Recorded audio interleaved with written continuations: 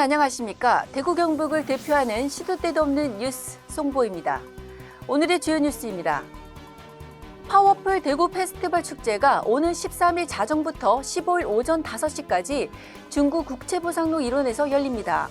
대구시는 서성 내거리부터 공평 내거리 구간 도로를 전면 통제해 온종일 차 없는 거리로 만듭니다. 교통 편의 대책은 대중교통 배차 확대가 주요 내용입니다. 주말에 탄력 배차로 감축 운행하던 시내버스는 평일 수준으로 유지합니다. 급행버스 5개 노선은 30분 연장 운행하고 도시철도는 오후 10시부터 11시까지 호선별 각 4편을 증편하는 동시에 배차 간격을 10분에서 7분으로 단축합니다. 홍준표 대구시장과 더불어민주당 이재명 대표가 10일 대구시청 상격청사에서 만났습니다. 민주당 대표가 대구시청을 방문한 것은 이번이 처음입니다. 홍 시장은 이 자리에서 대구와 광주를 잇는 달빛 내륙고속철도 특별법 제정에 민주당의 협조를 요청했고 이 대표도 흔쾌히 받아들이면서 화기애애한 분위기가 연출됐습니다.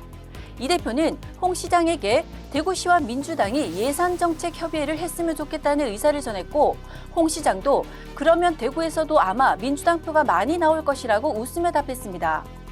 두 사람은 이날 극한 대립을 펼치고 있는 중앙 정치 사정에 대한 해법도 공유했습니다. 대구지검 포항지청은 지난해 9월 태풍 흰남노로 포항 아파트 지하주차장이 잠겨 7명이 사망한 사고와 관련해 업무상 과실치사상 등의 혐의로 농어촌공사 직원 2명, 아파트 관계자 2명 등 4명에 대해 10일 구속영장을 청구했습니다. 앞서 경북지방경찰청은 태풍 북상 당시 공무원이나 아파트 관리업체, 농어촌공사 등이 부실하게 대응해 인명피해를 키운 의혹이 있다고 보고 수사 전담팀을 꾸려 조사를 진행했습니다. 30년 이상 완공도 못한 채 방치돼 대구의 대표적인 도심 흉물 중 하나였던 북구 복현동 골든프라자 건물이 공매를 통해 새 주인을 찾습니다. 10일 주택도시보증공사의 확인 결과 오는 12일부터 15일까지 한국자산관리공사의 공개 포털 온비드를 통해 골든프라자 건물에 대한 1차 입찰이 진행됩니다. 개찰일은 16일입니다. 주택도시보증공사가 감정평가를 의뢰한 법인 두 곳은 감정가를 각각 290억 209만 원, 299억 1,011만 원으로 제시했습니다.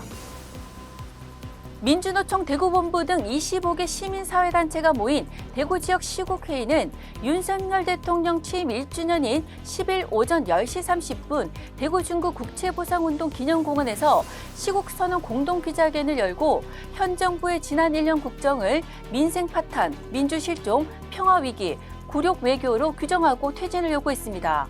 이들은 이날 오후 7시 동성로 CJB 대구 한일점 앞에서 대구 경북 시국 공동행동 집회도 개최했습니다.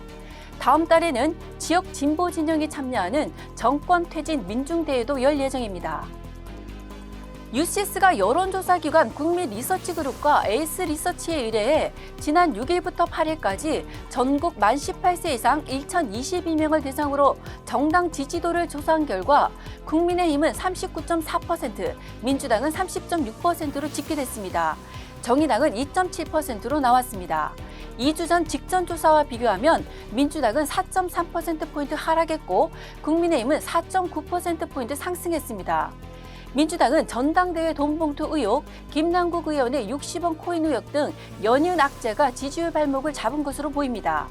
이번 조사는 무작위 표본 추출, 무선 100% 자동응답 방식으로 이루어졌습니다. 표본 오차는 95% 신뢰 수준, 플러스 마이너스 3.1%포인트입니다. 응답률은 1.3%입니다.